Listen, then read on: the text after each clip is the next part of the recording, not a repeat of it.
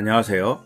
비밀의 떨림 7번째 책을 같이 나누고자 합니다. 이번에 7번째 책은 창세기를 잡아봤습니다. 그리고 창세기의 전체를 아우르는 제목은 한 처음으로부터라고 정해봤습니다. 왜냐하면 창세기가 인류의 처음에 대한 이야기를 하고 있기 때문에 그 시점으로부터 우리가 어떻게 이해해야 되는지 한번 다뤄봤으면 좋겠다. 그래서 전체 제목은 한 처음으로부터라고 정해봤습니다. 이 한 처음은 신앙의 처음이라고도 또 한번 얘기할 수 있을 것 같아요. 더불어서 한 가지 더 말씀드리면 우리의 성경 공부의 전체 이름이 비밀의 떨림입니다. 이 비밀의 떨림은 바이블밀의 약자입니다. 바이블밀, 그러니까 성경이 양식이라는 말이죠. 우리가 잘 아시잖아요. 성경이 생명의 양식이라고 혹은 영혼의 양식이라고 합니다. 혹은 삶의 양식입니다. 혹은 우리가 어떻게 살아야 되는지 지식의 양식이기도 합니다. 또 가치관의 양식이기도 하기 때문에 그 양식을 먹지 않으면 영혼도 가치관도 삶의 자세도 아사하는 거죠. 그래서 아사하지 않기 위해서 공부하는 자도 공부를 통해서, 말씀을 공부함을 통해서 영혼의 양식을 채워가는 거고, 나눔을 받는 자도 같이 영혼의 양식으로 채워지기를 바라는 소망으로 우리의 전체적인 성경 공부의 이름을 비밀의 떨림이라고 정했고, 비밀의 떨림은 바이블밀이라는 것을 좀 인지하시면서 성경 공부를 같이 나눠주시면 좋으실 것 같아요. 그리고 오늘 다룰 내용은 창세기 1장 1절부터 시작해서 2장 4절에 상반절까지 나누고자 합니다. 이것이 창세기의 창조에 대한 첫 번째 이야기이기 때문입니다. 그리고 이 창조에 대한 이야기에 대한 제목도 하나 정했습니다. 이번 시간의 제목은 창조 이야기를 통해서 도전하다입니다. 사실은 도전하다란 말이 안 되는 말이죠. 적당한 단어는 절대 아닙니다. 그럼에도 불구하고 도전이란 단어를 쓴 것은 이 창세기 1장부터 2장 4절 상반절까지 쓴 사람들을 보통은 제사장 집단이라고 얘기합니다. 이 제사장 집단들이 이 내용을 가지고 얘기를 많이 한 거죠. 그리고 이 내용을 언제 많이 얘기했냐 하면 바벨론 시대에 많이 얘기했습니다. 즉 이스라엘 사람들이 주전 586년 혹은 7년에 망하고 바벨론으로 포로로 잡혀갑니다. 그 자리에서 이들은 바벨론 문화를 보고 바벨론 신화를 보게 되죠. 그리고 그들에 향해서 그들의 신화가 잘못됐다는 얘기를 포로민으로서 얘기해 주는 거죠. 그리고 진짜에 대한 얘기들을 하면서 포로민으로서 제국을 향해서, 제국주의를 향해서 도전하는 모습을 갖고 있는 것이 바로 창세기 1장 1절부터 2장 4절 상반절까지의 이야기라고 보시면 좋을 것 같고, 이런 면에서 도전이라고 얘기했습니다. 그래서 이 도전이 어떤 것인지 한번 같이 보면서 조금 더 설명할게요. 그러면 창세기 하면 드는 생각이 뭘까요? 창세기 하면 우리는 창조와 진화의 대결이라고 생각해요. 이런 도식은 사실은 계몽주의가 발달하고 그 계몽주의에 부담스럽고 아니면 계몽주의의 사실이 진실이라고 생각하는 그런 입장에 우리가 계속 함몰되면서 과학이 진짜라는 이야기를 같이 병치한 거죠. 그러면서 문제가 발생했다고 볼 수 있어요. 사실은 창조냐 진화냐의 논리는 한 번 더 고민해 봐야 될 논리예요. 그리고 이것이 대립 논리냐? 이건 대립이 아닐 수도 있는 거예요. 그래서 굳이 대립시켜갖고 계속 갈등을 일으킬 필요가 없다라는 사실을 좀 기억하시면 좋으실 것 같고요. 제가 몇 년 전에 이스라엘 성지를 갔다가 미츠페 라몬이라는 지역을 갔어요. 이게 네게부 사막 중간에 있는, 가운데에 있는 곳이에요. 꼭 미국의 그랜드 캐년 같은 곳이에요. 그런데 이곳에 가면 그 미츠페 라몬이 만들어진 역사에 대한 얘기를 쭉 합니다. 그리고 영상을 틀어줘요. 근데 제가 여기다 영상을 붙이고 싶었는데 저작권 문제가 있을 것 같아서 영상을 못 붙여요. 거기에 영상을 보면 처음에 In the beginning이라고 시작해요. 그러면서 태초에 하나님이 천지를 창조하신다 이렇게 얘기를 하고 그 다음에 나오는 게 빅뱅이었어요. 그리고 그 지역의 변화를 일으킨 46억 년의 이야기를 쭉 하고 있는 거죠. 즉 이스라엘 사람들은 미츠페 라몬에서 지질학 연구를 하는 것 같고 그 지질학 연구를 하면서 창조에 대한 고백과 지질학에 대한 고백, 즉 진화에 대한 고백도 같이 하고 있는 거예요. 그래서 이거 두 개를 싸우는 대상으로 보는 게 아니라 이걸 어떻게 조화시킬지 고민하고 계시더라고요. 그걸 보면서 대단하다 이런 생각을 개인적으로는 좀 했습니다. 그리고 우리도 고민해 볼 필요가 있죠. 창조냐 진화냐. 이 논리는 사실은 창조과학회라는 사람들이 과학이 모든 걸 증명할 수 있다고 생각해서 그 과학으로 하나님의 성경을 분석하는 거죠. 근데 이렇게 되면 과학이 말씀보다 더 위에 있으니까 그것이 진실이냐 진실이 아니냐를 판단하는 기준이 되면 증명은 해야 되죠. 근데 증명하는 것이 더 위에 있을 수 있다는 거죠. 그래서 이런 것들은 대단히 조심해야 될 일입니다. 그리고 또 우리는 유인원에서 인간이 되었다라는 얘기를 많이 듣는데 이것에 대한 오해도 되게 많이 있죠. 그래서 진화론 학자들의 이야기를 들으면 조금 다른 이야기를 하고 있죠. 창조과학회에서 원숭이가 발전해갖고 우리가 됐다 이렇게 얘기하는 것과 좀 다르게 얘기를 하시는 경우들을 되게 많이 봅니다. 그런 면에서 우리가 좀 생각하면서 이 본문을 보고 창조에 대한 이 창세기 1장에 나오는 이야기들, 7일 만에 세상을 창조했다는 이야기들은 그 당시 시대에 그 당시 사람들을 향해서 놀라운 고백을 하고 있는 거예요. 그리고 이것이 진실이라고 얘기해요. 만약에 지금의 하나님의 창조에 대한 이야기를 하고 그 다음에 과학을 플러스하면 다른 이야기로 묘사할 수 있죠.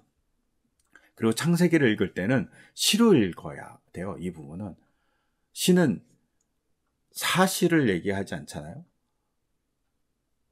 그런데 그 사실을 과학적으로 증명하지 않지만 그 시를 읽고 우리는 모두 공감하고 그것이 사실 혹은 진실이라고 받아들여요. 왜냐하면 시는 상징적 언어를 통해서 진실을 얘기하거든요. 마찬가지로 창세기도 상징적 언어를 통해서 진실을 얘기하고 있다고 보시면 좋아요. 근데 그 상징적 언어를 과학적으로는 증명할 수 없다라는 면에서 한번 보시면서 창세기 1장을 보시는 게 대단히 좋습니다. 그리고 그림에서 나오듯이 미켈란젤로의 시스타나 성경에 이렇게 천정화잖아요. 그 천정화 다윈, 오른쪽에 있는 사람은 다윈인데 이렇게 대립하면 안 되는 거죠. 그리고 시스타나 성당의 천정화는 아담을 나체로 그렸어요. 그 당시까지는 나체로 그리지 않았는데 인간의 가장 아름다운 모습을 그리고 싶기 때문에 이렇게 그렸죠. 근데 하나님을 어떻게 그렸냐면 노인으로 그립니다. 그 당시 이해하고 있었던 모습이죠. 그래서 이해의 한계를 가지고 언제나 우리는 창조를 얘기해요. 그리고 그것을 창조를 얘기할 때 우리의 이해의 한계는 상징적 언어를 가지고 이야기한다고 보시면서 이번 시간을 보시면 좋으실 것 같아요. 우선 창세기란 이름을 볼 필요가 있어요. 창세기란 이름. 창세기란 이름을 보면 이제 한문으로 세상의 창조에 관한 책인 거죠. 기록이죠. 이거는 이제 중국, 그다음 일본, 저희 나라 성경들의 공통된 이름입니다. 근데 이 창세기라는 이름이 어디서 왔냐 보면 영어의 제네시스에서 왔어요. 근데 제네시스라는 단어의 원래 뜻은 기원, 유래잖아요. 그러니까 창세랑 좀 다르죠. 창세는 세상을 창조한 이야기인데 기원, 유래라는 말을 갖고 있어요. 다른 말이죠. 창조에 대해서는 조금 다른 개념이잖아요. 그러니까 기원에 대해서 얘기를 하고 있다. 그럼 이 기원이라는 말은 어디서 왔냐 했을 때 라틴어 게네시스라는 말에서 왔어요.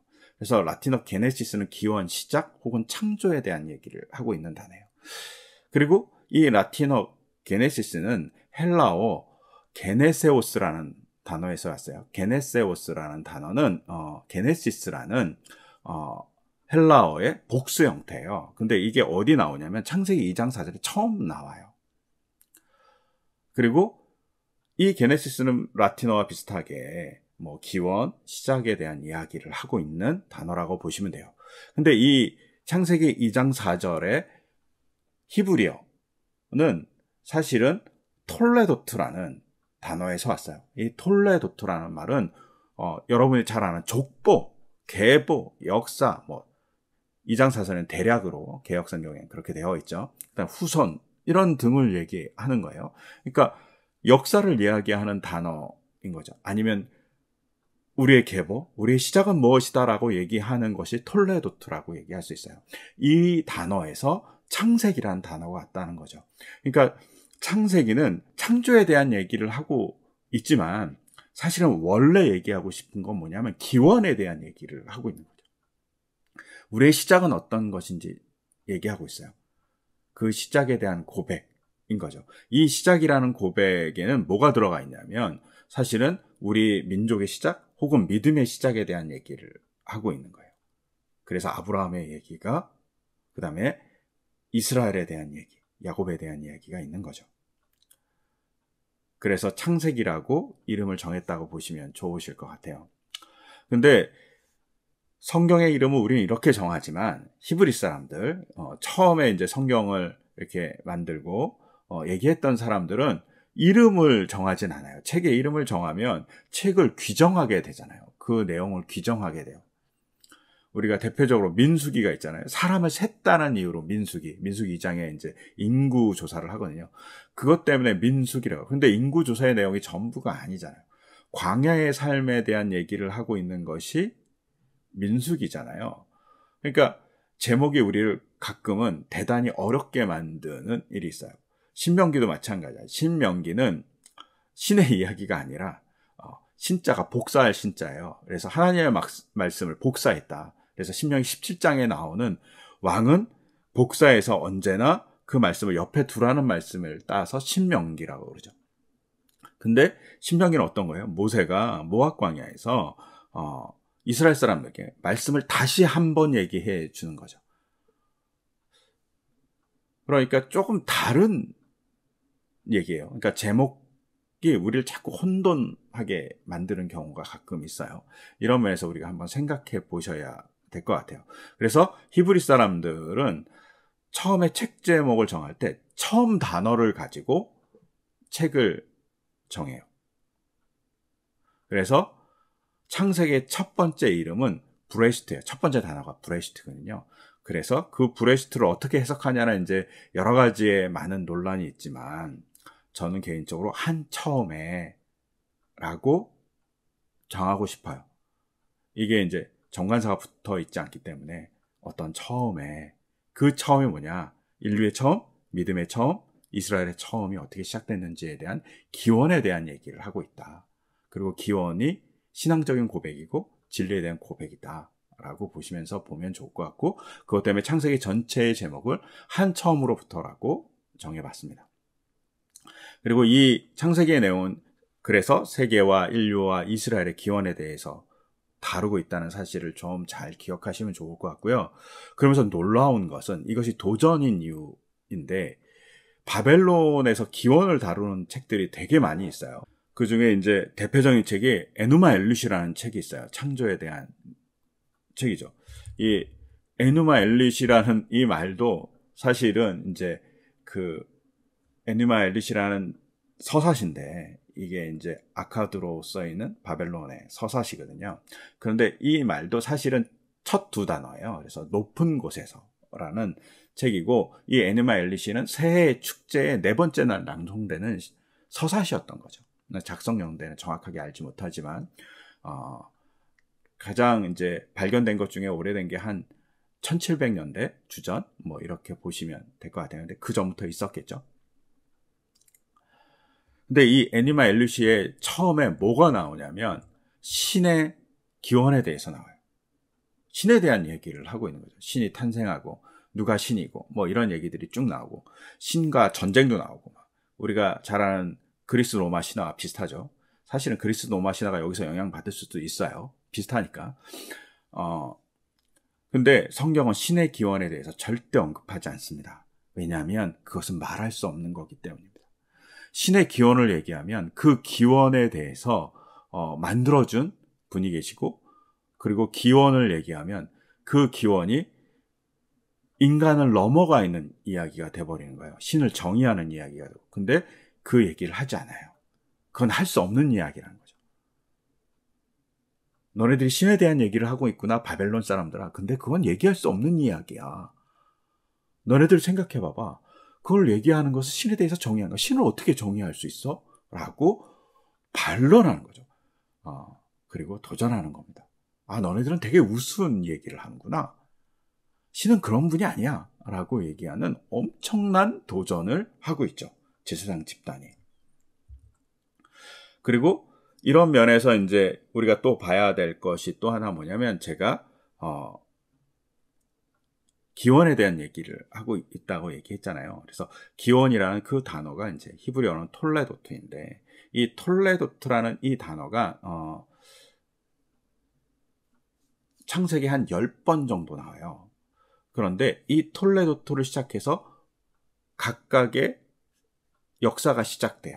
그래서 2장 4절 하반절이죠. 하반절에는 인류의 시작에 대한 얘기를 해요. 그 다음에 5장 1절부터 쭉 보면 아담에 대한 이야기 하면서 그 톨레도트가 나오는 그 단어 이후에 시작에 대한 얘기들이 쭉 나온다는 거죠.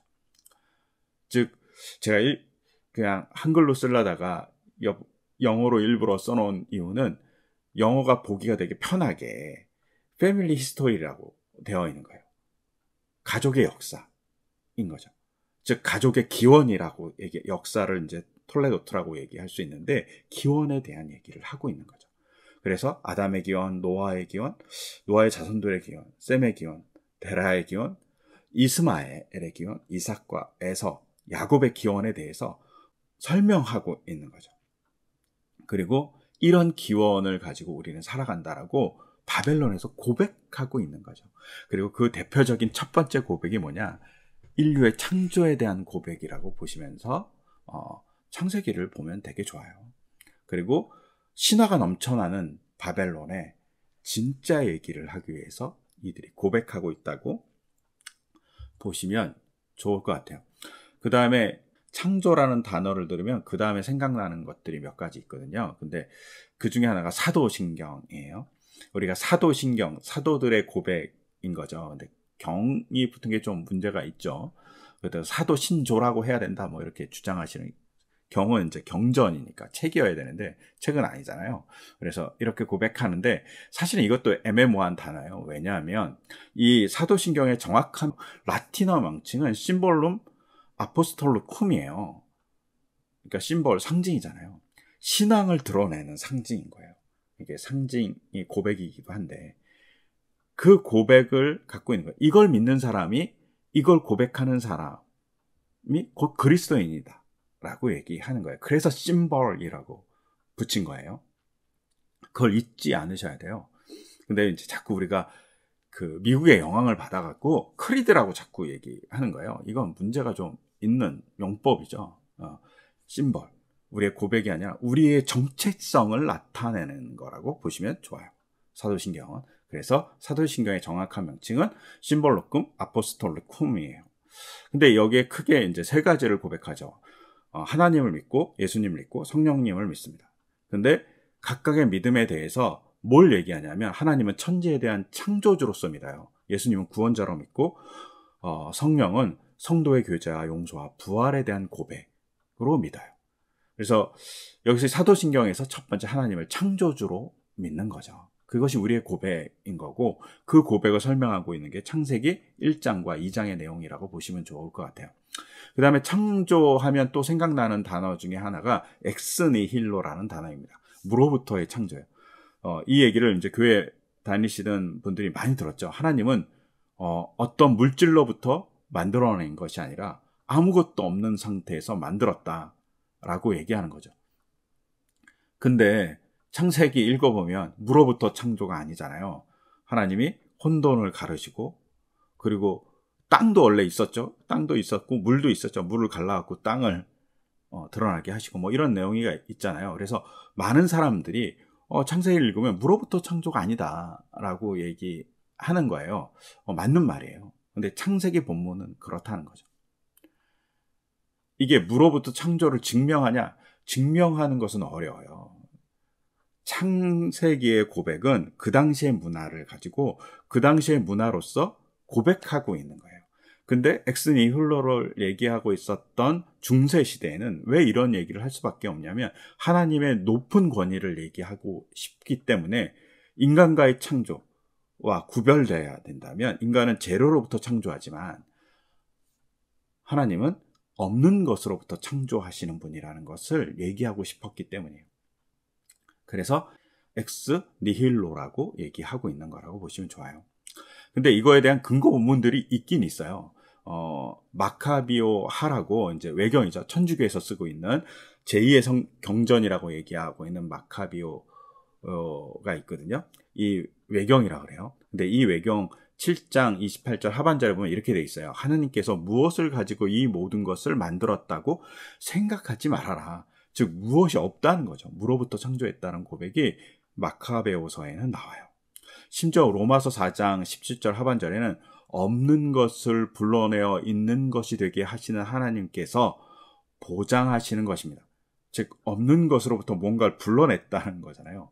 말이 안 되죠? 없는데 어떻게 불러내죠? 그런데 이게 무로부터의 창조에 대한 이야기를 하고 있는 거라고 보실 수도 있어요. 마카베오가 로마서보다 먼저 쓰였어요. 즉 바울은 마카베오를 알았을 수 있는 가능성이 되게 많아요. 그러니까 이런 영향이 있었다는 거죠. 후대에는 창세기를 쓰기 이전에는 이런 얘기를 할 필요가 없었어요. 근데 그 이후에는 무로부터의 창조에 대한 얘기를 고백하는 사람들이 존재했다는 그 얘기를 할 필요가 있었으니까 라는 것으로 생각하시면서 보시면 좋으실 것 같아요.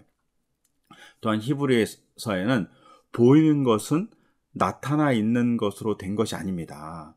즉 나타나지 않은 것으로 뭔가 보이게 됐다는 말이죠. 이것도 발전한 무로부터의 창조에 대한 근거가 되죠. 그래서 창세기를 보면서 무로부터의 창조가 없다라고 얘기하는 건 타당하지만 창조 전체를 얘기할 때 무로부터의 창조가 아니다라고 얘기하는 것은 약간은 문제가 있어요. 그래서 그거는 다른 본문들이 증거하고 있다라고 생각하시면 좋으실 것 같고 이 증거도 사실은 고백이죠. 우리는 사실은 무가 뭔지 모르니까. 그러니까 고백이에요. 각각의 고백은 창조에 대한 그 당시 사람들의 삶의 자리에서 고백한 것이라고 보시면 좋아요. 그리고 창조하면 또 드는 생각이 저는 사람이에요. 누구냐면 우리가 어거스틴이라고 얘기하는 성 아구스티누스예요. 이 아구스티누스의 고백록 11권을 보면 11권은 시간에 대한 얘기를 하고 있어요. 시간이 창조되었다고 얘기하는 거죠. 그래서 11권 30장을 보면 이렇게 되어 있어요. 뭐라고 고백하냐면 당신은 모든 시간을 창조하신 영원자이시오. 모든 시간 이전에 계신 자이심으로 어떤 시간도 당신과 같이 영원할 수 없음을 알게 하소서라고 이렇게 어거스틴이 말해요. 왜 이렇게 얘기하냐면 어떤 사람이 질문한 거예요. 하나님께서 창조 이전에 무엇을 하고 계셨습니까? 라고 물어보니까 무엇을 하고 계셨습니까? 라는 말 자체가 시간이라는 개념이 있다는 거예요.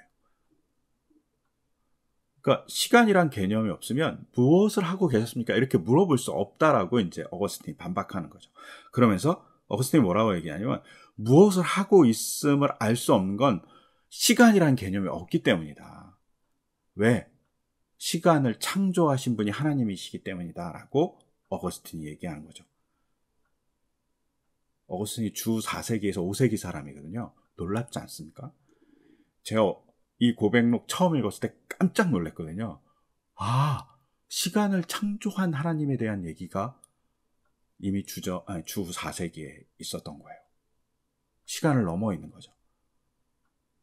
이건 정말 중요합니다. 왜냐하면 우리가 종말에 대한 얘기를 하고 있잖아요. 그러면 종말에 대한 얘기를 할 때 우리는 시간 안에서의 종말을 얘기해요. 근데 하나님은 시간 밖에서 종말을 얘기해요. 시간을 넘어서. 예수님의 사건은 2000년 전에 있지만 하나님의 그 사건은 시간을 넘어 있으면 다르게 보여지는 거예요. 시간이 그분을 지배하지 못해요. 놀랍죠? 이 고백을 어거스틴이 한 거죠. 그래서 어거스틴이 고백록 13장에서는 이렇게 고백해요. 시간조차도 당신께서 만든 것이오니 당신이 만드신 이전에는 아무 시간도 지나갈 수 없습니다. 시간이 없을 때에는 그때라는 것이 있을 수 없습니다. 이렇게 어거스틴이 고백합니다. 그래서 어거스틴이 태초에라는 첫 번째 단어를 보면서 시간의 창조를 본 거죠. 이거는 어거스틴의 엄청난 통찰력이라고 볼 수 있어요. 시간을 창조했다는 말이 창세기엔 없어요. 그런데 어거스틴은 그 창세기를 읽으면서 신학적인 놀라운 영감으로, 신학적인 놀라운 고백으로 시간이 창조되었다라고 태초라는 단어를 보면서 고백한 거죠. 이게 신학의 위대한 점이에요. 신학의 위대하고 위험한 점이기도 하지만 위대한 점입니다. 시간을 창조해신 하나님이 있다고 어거스틴이 주 4세기 그리고 5세기에 고백했다는 것을 기억하시면서 보시면 좋을 것 같아요. 저는 개인적으로 이 창조를 생각하면서 태초라는 단어가 그렇게 은혜가 되더라고요. 그러면 이제 본격적으로 창세기 본문을 들어가려고 해요. 그래서 창세기 1장 1절부터 2장 4절 상반전까지 다루려고 하는데, 이 이야기의 소제목을 잡았어요. 제사장 집단의 창조 이야기예요. 이것을 쓴 사람들은, 이것을 정확하게 문서로 만든 사람들은, 구약학자들은 제사장 집단이라고 생각해요. 그리고 제사장 집단의 고백인 거죠. 근데 이때 이 고백을 언제 했냐? 바벨론 시대에 했다라고 많이 생각합니다. 그리고 그 바벨론 시대에 고백한 것은 제가 앞에서도 얘기했지만 바벨론 신화의 어처구니 없는 이야기에 대한 도전이죠. 제국주의가 갖고 있는 그 신화에 대한 엄청난 도전으로서 이 말을 하고 있다라고 보시면 되고, 이 고백을 하고 있다. 진짜는 이거야! 라고 얘기하는 거죠. 그러면 이제 1장 1절에 태초에 하나님이 천지를 창조하시니라. 세 번역은 이렇게 되어 있죠. 태초에 하나님이 천지를 창조하셨다고 이렇게 각주가 붙어 있어요. A가 붙어 있는 데 있고, 기억이 붙어 있고, 1이 붙어 있는 데가 있는데, 이 번역을 뭐라고 하냐면, 태초에 하나님이 천지를 창조하실 때, 또는 하나님이 천지를 창조하시 시작하였을 때 라고 번역할 수도 있다라고 얘기해요. 즉 기본적인 번역은 고백이에요. 태초에 하나님이 천지를 창조하셨다라는 고백이에요. 이 천지라는 두 단어는 사실은 국어에서 제휴법이라고 얘기하죠. 그러니까 특정한 어떤 두 가지를 언급하고 아니면 특정한 뭔가를 언급해갖고 전체를 의미하는 것을 제휴법이라고. 그러니까 하늘과 땅을 의미해서 전부를 의미하는 거죠. 그래서 천지를 창조했다라고 얘기하는 거예요. 우리도 그건 확 이해되잖아요. 근데 이건 고백이에요. 이렇게 번역한 건 고백인데, 이렇게 고백하지 말고 다르게 고백할 수 있습니다. 번역할 수 있습니다. 라고 하는 거죠. 하나님이 천지를 창조하실 때, 아니면 시작할 때 라고 얘기할 수도 있지 않냐. 근데 저는 개인적으로 각주의 번역이 더 맞을 것 같아요. 그리고 공동 번역은 한 처음에 하나님이 하늘과 땅을 지으셨다. 그 처음에 대해 강조하죠. 하지만 저 개인적으로는 하나님이 하늘과 땅을 분리하여 창조하시기 시작하였을 때라고 번역하는 게 더 맞다라고 생각해요. 왜냐하면 저는 개인적으로 2절이 주절이라고 생각하거든요. 그때 어떻게 창조를 했냐가 중요하다라고 얘기하는 거죠. 근데 이 창조할 때, 창조라는 단어 목사님들이 많이 얘기하잖아요. 바라라고. 이 바라가 신만이 사용하는 단어다라고 얘기해요. 근데 인간도 사용한 적이 몇 번 있어요. 근데 신만이 사용하는 단어가 맞고요. 이거는 모방이 아닌 어떤 것을 만드는 행위를 바라라고 쓰는 게 맞아요. 근데 히브리어가 이제 더 크게는 세머에 있어요. 뭐 이게 맞는 말인지 모르겠지만 한국어 우랄 알타이어에 있잖아요. 그와 마찬가지로 어족이 있잖아요. 그러니까 세머 어족에 있는 거예요. 근데 세머 어족의 바라라는 전체 뜻은 건축하다, 생명을 주다, 조각하다, 뭐 이런 뜻이에요. 즉 여기서 보면 하나님이 생명을 불어넣을 때, 뭘 만들 때의 모습이 어떠하다라는 뜻을 갖고 있죠. 그런데 히브리어의 바라라는 원뜻은 뭐냐면 분리하다라는 뜻이에요. 이게 창조하다는 말은 맞는데 이 창조하다는 말의 기본적인 뜻은 분리하다는 거예요. 그래서 제가 사역을 할 때 하나님이 하늘과 땅을 분리하여 창조하시기 시작했을 때 이렇게 번역한 거예요. 즉 창조는 뭔가를 분리하는 행위라는 거죠. 근데 그 분리하는 행위를 잘 나타내는 절이 뭐냐, 그리고 주절이 뭐냐, 2절인 거죠. 2절에 뭐라고 써 있냐면 땅이 혼돈하고 공허하며 어둠이 깊음 위에 있고 하나님의 영이 물 위에 움직이고 계셨다라고 되어 있어요. 그리고 이 새 번역에서 하나님의 영이라는 이 단어에 또 이렇게 비 혹은 니은이라고 표기되어 있어서 각주가 달려 있어요. 그리고 각주에 뭐라고 되어 있냐면 하나님의 바람 혹은 강한 바람이라고 되어 있어요. 이 물 위에 움직이고 있는데 그 물 위에 움직이고 있는 하나님의 영이 뭐냐면 하나님의 바람이라고, 강한 바람이라고 얘기할 수 있는 거죠. 그래서 혼돈한 그 바람을 물이 통제하죠. 그리고 통제해서 너무 강력하게 부니까 물이 갈라져요. 그리고 갈라져서 창조가 시작된 거예요. 놀라운 사건인 거죠. 근데 왜 이 사건이 중요하냐면 이거는 바벨론의 창조 설화를 볼 필요가 있어요. 바벨론에 이제 인류가 신이 창조된 다음에 세계가 창조된 것을 어떻게 보냐면 티아맛이라는 신이 존재했어요. 이게 혼돈의 신이에요. 바다의 신이에요. 티아맛이라는 단어가 바다를 의미해요. 그리고 바다 말고 압수라는 또 신도 있어요. 이 바다와 압수가 만나면 혼돈하는 거죠. 그리고 이 혼돈한 상태가 진흙 상태라고 생각한 거죠. 근데 이 티아맛의 아들이 있어요. 그 아들이 마루둑이에요. 마루둑이 티아맛이 워낙 포각스러우니까 이 티아맛의 신을 잠재워야 되겠다 해갖고 티아맛을 잡아요. 그물을 걸고 잡아요. 그리고 티아맛과 싸우죠. 근데 뭐로 싸우냐면 이 사람이 가진 무기 중에 바람이 있어요. 즉 티아맛이 물이잖아요.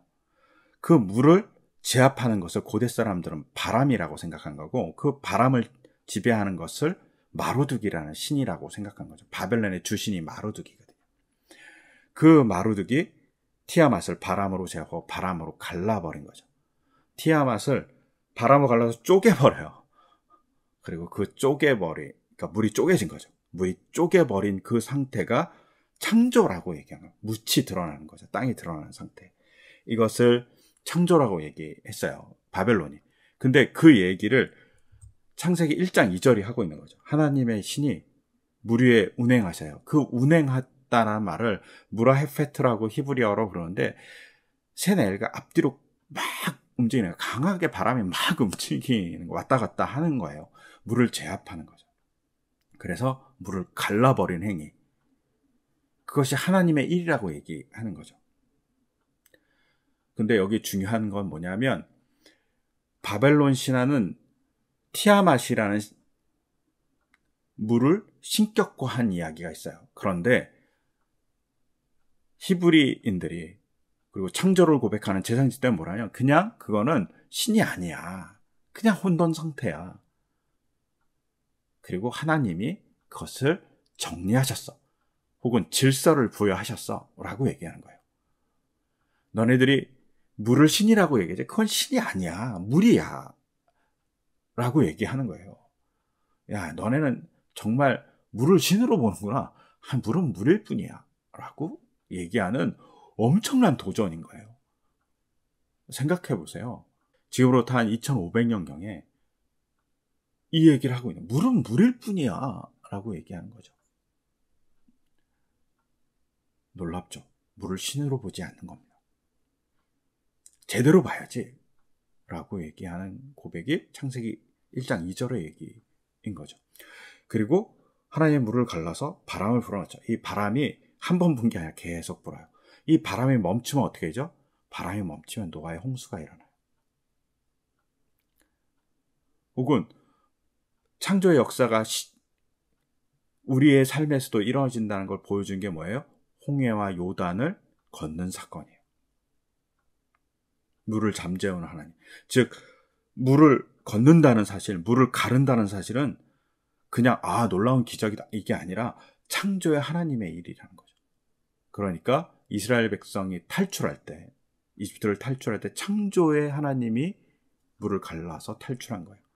가나안 땅에 들어갈 때도 요단강을 가른 사건은 창조의 하나님이 역사하셔서 창조의 하나님을 따라서 들어간 사건이에요. 놀라운 고백이 그 속에 있는 거죠. 창조의 하나님과 만나는, 기적 단순하게 만나는 게 아닙니다. 더불어서 우리가 또 보아야 될 사건은 뭐냐면, 예수님이 폭풍 치는 바다를 잠재웠잖아요. 근데 고대 사람들이 물이 신이라고 생각했던 그 전통은 예수님 시대에도 계속 있었어요. 뭐 예수님 시대가 되게 과학이 발달하고 일반적 사회라고 생각하잖아요. 생각해보면 우리나라 신라 시대 처음하고 똑같아요. 우리가 신라 시대 처음 박혁계사가 아래서 태어났다고 그러잖아요. 그 신화가 있던 시대예요. 예수님의 탄생 뭐 이런 얘기 전체적으로 생각해보면 우리는 아래서 태어났는데 다른 얘기를 하고 계시잖아요. 놀라운 시대인 거죠. 근데 이 당시에도 신화가 지배하던 시대예요. 그러니까 신화적인 믿음이 존재했어요. 그 중에 하나가 뭐냐면, 바다가 폭풍을 치는 일은 바다에 악한 존재가 있어서 바다를 요동친다고 행기하죠. 근데 그것을 가장 악한 티아mat과 등치했어요. 아까 1장 2절에 나온. 근데 그 악한 세력을 예수님이 말로 지배하는 거죠. 이거는 제자들이 예수님을 만났을 때 창조의 하나님을 만나는 거와 똑같은 거예요. 그러니까 제자들이 놀라면서 고백하는 거예요. 그렇게 단순한 고백이 아니라 그냥 풍랑이 잠재우니까 와 기적이다, 이거 아니라는 거죠. 그런 면에서 창조를 볼 필요가 있다라고 보시고 1장 2절을 볼 필요가 있어요. 더불어서 1장 2절을 보면서 비교하는 게 이제 조금 전에 얘기했던 에누마 엘루시예요. 에누마 엘루시를 보면 위로 하늘이 아직 이름으로 불리지 않았고 아래로 땅이 이름으로 부르지 않았을 때에 태고의 압수, 이거는 이제 담수예요. 그들의 아버지, 그리고 그들 모두를 낳은 모체 티아맛, 그들의 물을 하나로 섞어 있었다. 혼돈이 있는 거예요. 티아맛이 이제 물, 우리가 해수라고 하는 바다인 거예요. 즉 혼돈의 상태가 존재하고 있는 그것을 티아맛이 정리했다는 것을 고백하고 있는 게 이제 에누마 엘룻인데, 이게 너네들 되게 웃긴 얘기하는구나 이렇게 얘기하는 것이 1장 1, 2절의 이야기라는 거죠. 그러니까 2절이 되게 중요해요. 2절에 엄청난 고백을 듣고 있는 거죠. 그리고 이 2장의 엄청난 고백을 잘 보는 고대의 지구는 원반으로 생겨 있어요. 그리고 우리가 잘 알잖아요. 위의 물, 아래 물로 나눴다는 사실을 잘 알잖아요. 그래갖고 창조과학회는 뭐 이 물이 홍수 시대에 다 떨어졌다 이렇게 얘기하는데, 이거는 말도 안 되는 얘기고, 위의 물과 아래 물이라는 거, 원래 제가 티아맛에 있어 혼돈의 상태, 진흙, 물과 섞여 있는 진흙의 상태라고 했잖아요. 바람이 들어와서 갈라버렸잖아요. 그러니까 갈라버리니까 위에 물이 생기고 아래 물이 생긴 거죠. 그리고 지구는 원방 상태인 거죠. 그리고 그 땅의 밑에는 기둥같이 받쳐지고 있고, 그 땅의 밑에는 우리가 얘기하는 수월 혹 지옥이 있다라는 거죠. 이렇게 생각하고 있었어요. 그리고 하늘에는 천정이 있어갖고 그 천정에 이렇게 별들과 달 그리고 해가 박혀 있다고, 그래서 그걸 운행하고 있다라고 고대 사람들은 생각했어요. 이 지구관을 생각하면서 창세기를 이해해야 돼요. 근데 지금같이 지구를 이해하면 곤란해요. 그리고 이 공기 혹은 우리가 대기라고 하는 이 공기는 하나님의 바람으로 채워졌을 때만 굳건하게 세워졌다고 고대 사람들이 생각하고 있었다라고 보시면 좋아요. 그러면서 이제 창조가 시작되죠. 우리가 잘 아는 대로 첫째 날 빛을 창조하시고, 둘째 날 궁창을 창조하시고, 셋째 날 땅, 그 다음에 넷째 날은 태양과 달과 별을 창조하시죠. 그리고 낮밤을 관리하게 하세요. 그 다음에 다섯 번째 날은 어류와 조류를 창조하시죠. 그리고 여섯 번째 날은 동물과 인간을 창조하세요. 그런데 여기서 잘 보면 이제 색깔 구분이 조금 있는데, 첫째 날부터 시작해서 넷째 날까지는 이름이 있어요. 그러니까 빛이라고 하시고, 궁창이라고, 땅이라고 하고, 태양, 달, 별이라고 했다. 뭐 이런 이름을 부여합니다. 다섯째 날부터는 이름이 존재하지 않습니다. 이상하죠? 왜 이름이 존재하지 않을까요? 이 이름은 너무 다양하기도 하지만 이 이름을 붙이는 존재가 있죠. 이 이름을 붙이는 존재는 아담입니다. 그리고 이제 에누마 엘리시에서 보셨지만 이름이 존재하지 않았다. 이름을 갖는 게 우리가 존재를 갖는 거라고 고대 사람들은 생각했거든요. 그래서 큰 존재, 우리가 신적인 존재라고 얘기하는 그 존재들은 하나님의 이름을 붙여준 물질인 거예요. 빛이 신이었는데 신이 아니라는 거예요. 궁창? 신이었거든요. 아니라고 얘기하는 거예요. 하늘이 신이었는데 아니라고 얘기하는 거고, 바다, 땅 아니라고 얘기하는 거죠. 그냥 하나님이 만들어주신 물질에 지나지 않아요. 1월 성신도 마찬가지예요. 이거에 지나지 않는다고 얘기하고, 그런 것들은 하나님의 이름을 부여해서 존재하고 있는 것이다 라고 얘기하는 거죠. 더불어서 이제 제가 첫째 날부터 셋째 날, 그리고 넷째 날부터 여섯째 날 이렇게 양쪽으로 나눠놨어요. 여기 보시면 첫째 날에 빛을 만들었는데 넷째 날에 빛을 관리하고 아니면 빛으로서의 기능을 하고 있는 것을 만들죠. 둘째 날에 궁창이 있어요. 물과 물을 나눴어요. 즉 궁창은 하늘만 만들어진 게 아니라 물과 물을 나눴기 때문에, 그러니까 물이 궁창과 더불어 있는 거죠. 근데 여기서 뭘 만들죠? 어류랑 조류를 만듭니다. 즉 빛이라는 것에 1월 성신이 있고 궁창에 어조류가 있는 거죠. 여기서 중요하죠. 근데 이 어조류를 만들 때 보시면 탄니님이라는 것을 만들어요. 이게 바다의 큰 짐승, 큰 바다 짐승이라고 번역되어 있거든요. 이게 뭐 용이나 악어, 상상 속의 동물일 수도 있어요. 뭐 성경에는 라합, 리워야단 뭐 이런 것들 있잖아요. 그런 것들을 만든 것이라고 볼 수 있어요. 근데 이때 다시 바라라는 단어가 쓰여요. 즉 창세기 1장 1절에 바라가 쓰이고 그 다음에 이때 두 번째로 쓰여요. 즉 고대 사람들은 바다의 큰 생물을 신이라고 생각했는데 그 바다의 큰 생물은 생물로서 하나님이 만드셨다고 얘기하는 거예요. 바벨론을 향해서 야 너네들은 정말 무식하구나 얘기하고 있는 거예요. 그 다음에 또 하나는 빛, 궁창, 1월 성실은 생명체가 아니잖아요. 그런데 이때부터는 생명체인 거예요.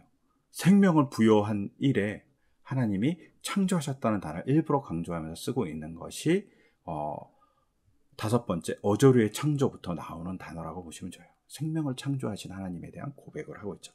즉 인류의 기원은 하나님이 생명을 창조해 주셨기 때문에 존재한다라고 고백하고 있는 거예요. 이걸 과학적으로 증명할 수는 없어요. 그 다음에 셋째 날은 땅과 바다죠. 근데 바다를 만들었다기보다는 땅이 드러나게 하셨죠. 그리고 땅이 드러나게 해서 땅에 식물들이 이렇게 내는 사건이 있어요. 근데 이 땅에 사는 동물과 인간을 언제 만드냐? 여섯째 날 만들어요. 이거는 시적인 대꾸예요. 첫째 날과 넷째 날 3:3 이렇게 비교해서 대꾸하고 있는 것이라고 보시는 것이 대단히 좋아요. 이거를 대꾸의 고백을 자꾸 6일의 창조 혹은 일주일의 창조라고 얘기하면서 하루 만에 다 창조하셨어요. 이렇게 얘기하는 거 되게 곤란스러운 일이죠. 왜냐하면 이것의 논리적 모순은 뭐냐면 첫째 날이라는 것을 규정하는 그 빛, 우리가 잘 얘기하는 태양력이라고 얘기하는 하루의 길이를 넷째 날 만들어지잖아요. 빛을 관리하라고. 이 빛은 다른 거거든요. 논리적 모순에 빠져요. 근데 자꾸 이 논리적 모순을 창조학계는 자꾸 증명하려고 해요. 증명될 수 없는 건데 그런 게 아니라 이건 그냥 창조를 했다는 그 당시 사람들의 최대의 고백이라는 거예요. 그리고 일주일의 창조에 대한 이야기를 왜 하고 있냐면 이 당시 이제 바벨론에 가장 발달했던 게 뭐냐면 천문을 관측해서 달력을 만든 거예요. 왜 달력을 만들까요? 농사를 하기 시작했기 때문에요. 농사를 해서 부강한 국가가 된 게 바벨론, 메소포타미아 문명이거든요. 그러니까 달력이 중요하잖아요. 그리고 달력을 계산하고 일주일에 분간을 하기 시작했어요. 일주일, 15일 이렇게 분간을 했는데 이 분간을 한 것이 신이 준 거라고 이렇게 바벨론 사람들이 얘기했어요. 그런데 이스라엘 사람들이 고백하는, 하나님이 이런 순서로 창조해 주었기 때문에, 그리고 하나님이 일주일이란 시간을 줬기 때문에, 7일의 계산법을 줬기 때문에 우리가 7일을 계산하는 거라는 바벨론을 향한 고백이에요. 하나님이 그런 기원을 줬다고 얘기하는 거예요. 고백인 거죠. 너네들이 달력을 보았지 그 달력을 만들게 하신 분이 하나님이라고 고백하는 거예요. 정말 중요한 고백이죠. 그리고 7째 날을 창조하신 분이 하나님이다 라고 고백하는 거예요. 7째 날 얘기는 뒤에 다시 얘기할게요. 그러면서 이제 1장에서 봐야 될 중요한 창조에 대한 이야기가 또 하나 있는데, 그게 뭐냐면 인간 창조예요.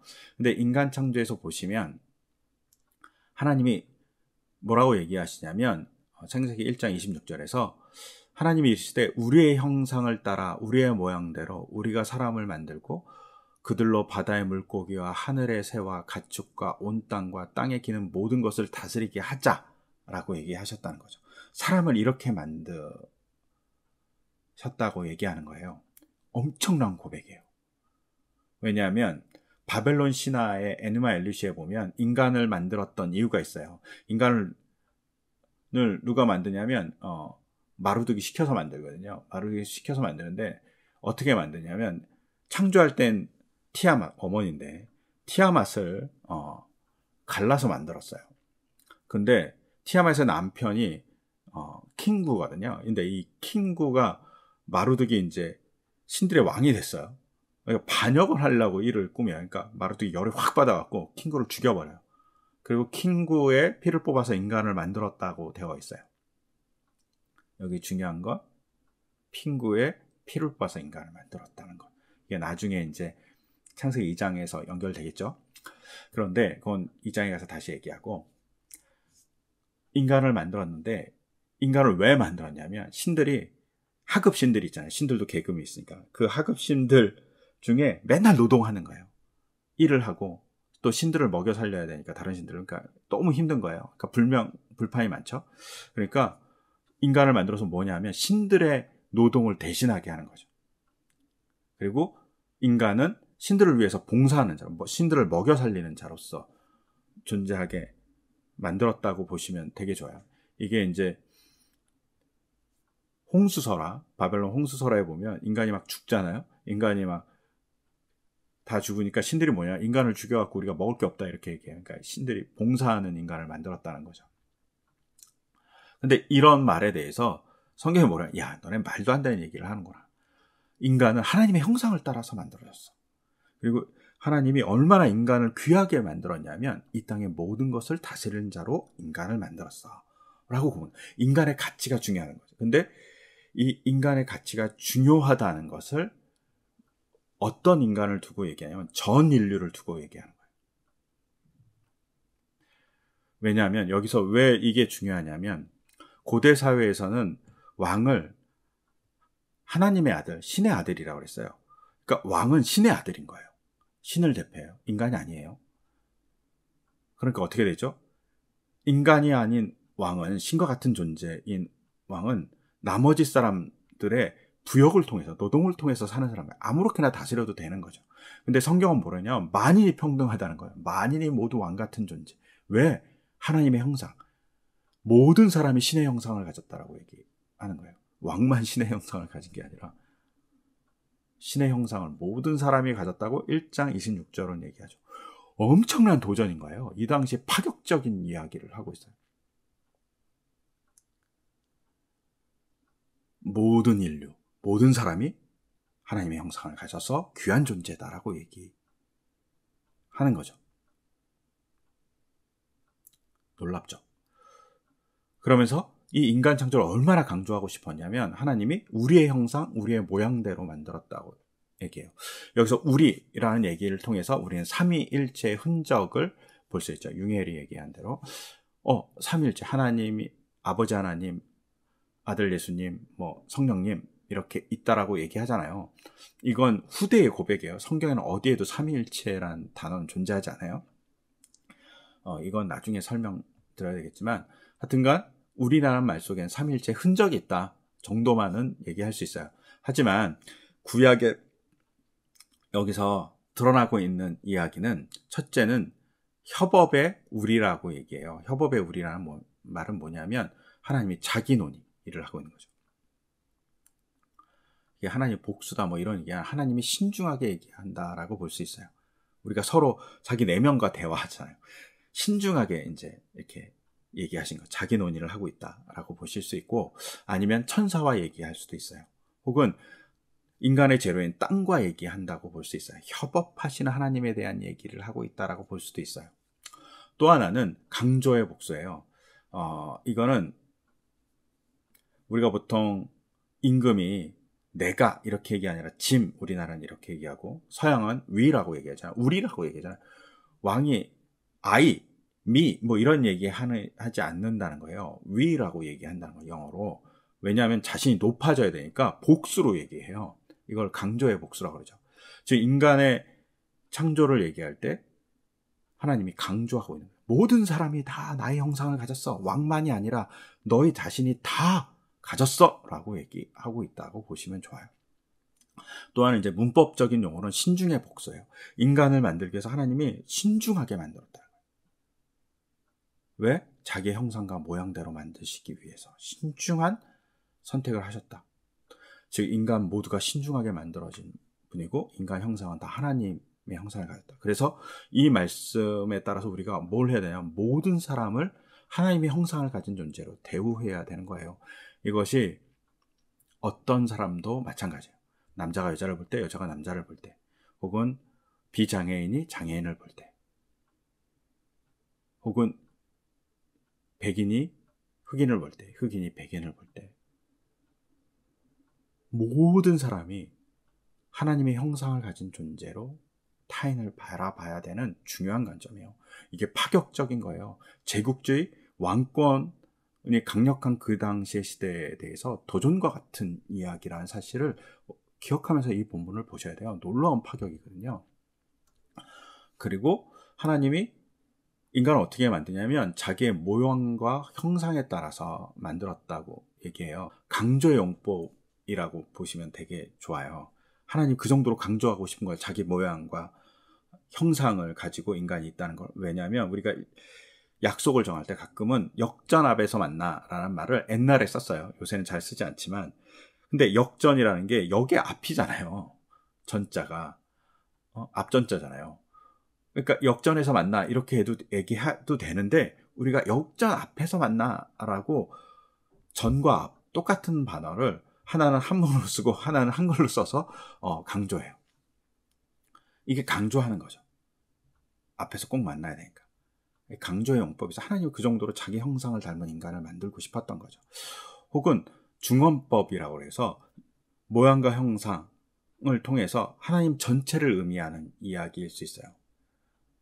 하나님의 성품, 하나님의 이미지. 옛날에는 모양과 형상 나왔고 하나는 성품이고 하나는 겉모습이다 얘기했는데, 하나님의 전체를 의미하는 의미로서의 강조법이 될 수 있어요. 이거를 중언법 혹은 핸디아디스라고 얘기하는데, 우리가 브랜드 앤 버터 하면 빵과 버터가 아니잖아요. 예, 이 말은 버터 바른 빵이잖아요. 의미가 약간 다르게 되죠. 우리가 모순이라고 얘기하죠. 모순이라는 단어가 창과 방패잖아요. 그냥 본문 자체를. 옛날에 한비자에 나온 얘기 알잖아요. 이런 말이잖아요.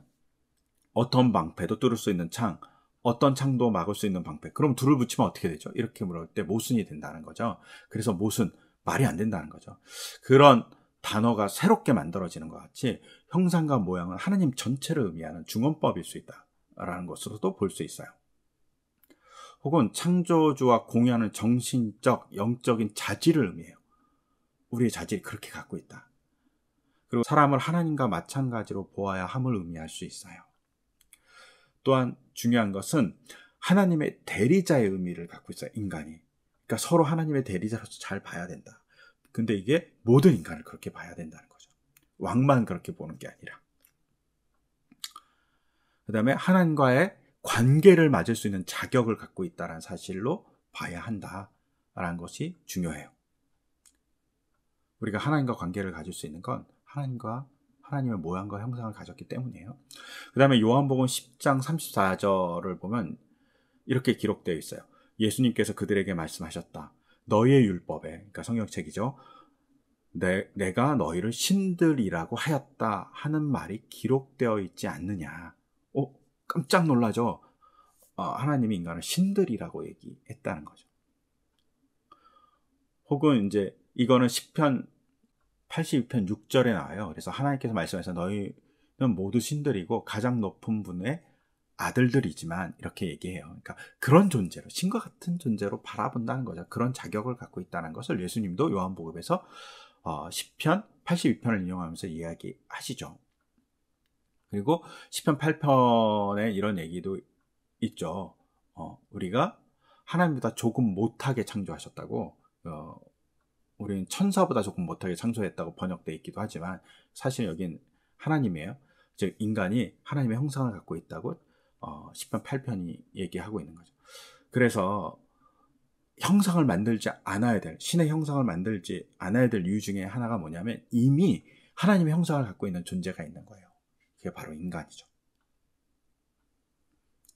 그래서 형상을 만들 필요가 없는 거예요. 하나님의 형상은. 인간 창조가 이렇게 강조되어 있고 이것은 그 당시 시대에 파격적이고 도전적인 이야기예요. 모든 사람, 포로민조차 하나님이 만들었다고 얘기하는 거니까 엄청 파격적인 얘기를 하고 있다고 보시면 좋아요. 이런 고백을 제사장 집단이 바벨론에서 하고 있는 거죠. 그전에도 있었지만 이것은 신앙적인 제국주의의 신화에 대한 도전이에요. 그리고 창세기 이제 2장 1절부터 4절 상발전까지 보시면 안식일에 대한 얘기가 있어요. 근데 안식일을 복된 날로 명령하시죠. 그래서 이렛날을 하나님이 창조하시면서 복되다고 그날을 거룩하게 하셨다고 얘기해요. 근데 이게 엄청난 일이에요. 왜냐하면 이 일곱째 날을 고대 사람들은 사파투라고 그랬거든요. 이 사파투라는 날이 불길한 날이에요. 그러니까 불길하니까 어떻게 되죠? 신에게 그 불길한 걸 넘어가기 위해서 제사를 드린 거예요. 제물을 바치죠. 고대 바벨론은 그런 신화가 있었던 거죠. 근데 완전 바꾼 거예요. 이건 행복한 날이고 좋은 날이야 라고 이스라엘 사람들이 얘기해요. 너네들은 신에게 제물을 바치는 게 두려움 때문이지만 아니야. 일곱째 날은 거룩해서 하나님하고 동행하는 날이야 라고 얘기하는 거예요. 하나님하고 만나는 날이 얼마나 즐거운 날이야. 그래서 복된 날이야 라고 얘기하는 게 안식일에 대한 정의예요. 우리가 주일이라고 볼 수 있는데 주일이 그래서 즐거운 날, 완전 혁명적으로 바꾸는 거죠. 이 날은 쉬는 날인 거죠. 근데 에누마 엘리시의 글에 보면 내가 원시인에게 피와 뼈를 만들어 넣으리니 최초인이라 이름을 불릴 것이다 라는 말이 있어요. 그리고 최초인들은 신들의 일을 하여 그 원시인들은 신들을 자유롭게 할 것이다 라고 되어 있어요. 즉 신들은 쉬는 거죠. 즉 쉬는 권리가 신과 같은 존재의 왕에게만 있어요. 그런데 창세기는 뭐라고 얘기하냐면 모든 창조물에게 쉼을 주셨다는 거예요. 쉼을 얻는 존재, 특히 인간이 쉬잖아요. 쉼을 얻는 인간이 왕 같은 존재라고 얘기하는 거죠. 노예도 쉴 권리가 있다고 얘기하고 있는 것이 바로 창세기인 거죠. 그 권리를 부여해 주신 것이 하나님. 즉 왕 같은 존재로서 모두를 바라봐야 되는데 정말 파격적인 이야기를 창세기 2장 초반은 하고 있죠. 그리고 이 2장 초반에 대해서 안식일에 대해서 아브라함 요시아 헷셀이라는 20세기 위대한 랍비죠. 이 랍비가 뭐라고 하냐면 안식일은 하나님의 시간의 성소이다. 시간의 성전인 거죠. 그리고 그 성전에서 하나님 뭘 하고 싶으냐? 인간과 만나고 동행하는 날로 만나고 싶어 한다는 거죠. 이게 중요합니다.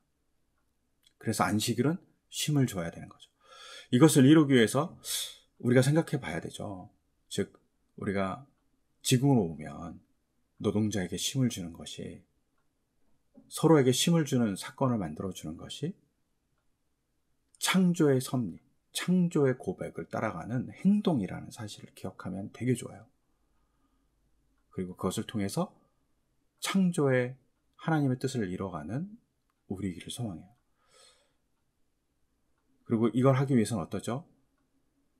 부익부 빈익빈의 모습을 재해가는 것이 중요하죠. 쉼을 얻지 못하는 많은 분들이 있잖아요. 많은 노동자분들에게 쉼을 줄 수 있는 것이 바로 기독교의 기본 정신이란 사실을 언제나 생각하면서 살아가는 것이 창세기가 중요하게 얘기하는 거고, 창세기 특히 제사장 집단이 얘기하는 거라고 보시면 좋아요. 정리하자면 창세기의 1장 1절부터 해서 2장 4절 상반절까지는 바벨론의 신화에 대해서 그것은 잘못되었습니다. 바벨론에 망해버린 이스라엘 사람들이 고백하고 있는 거예요. 진짜는 이겁니다. 하나님이 창조해 주셨고 너네들이 신으로만 믿고 있는 바다라든가 하늘이라든가 태양, 달, 특히 달은 하나님이 만든 피조물에 지나지 않아 라고 고백하고 있는 거예요. 정말 혁명적인 이야기인 거죠. 그리고 그것을 얘기하고 있는 하나님이, 제사장이 인간은 다 왕같은 존재, 하나님의 형상을 가진 존재라고 얘기하고 있다고 보시면 좋아요. 그리고 그 인간에게 뭘 해줘야 되냐? 안식을 줘야 된다. 그래서 안식을 주기 위해서 하나님이 일곱째 날을 창조하셨다고 보여야 돼요. 안식은 창조된 거, 그냥 쉰 게 아니라 하나님의 창조의 선물인 거죠. 그리고 그 선물은 하나님과 동행하는 날이라고 보시면 좋으실 것 같아요. 이렇게 1장 1절부터 시작해서 2장 4절 상반절까지 얘기했고요. 다음번에는 2장 4절 하반절부터 시작해서 3장 끝까지 같이 나누려고 합니다. 들어주셔서 감사합니다.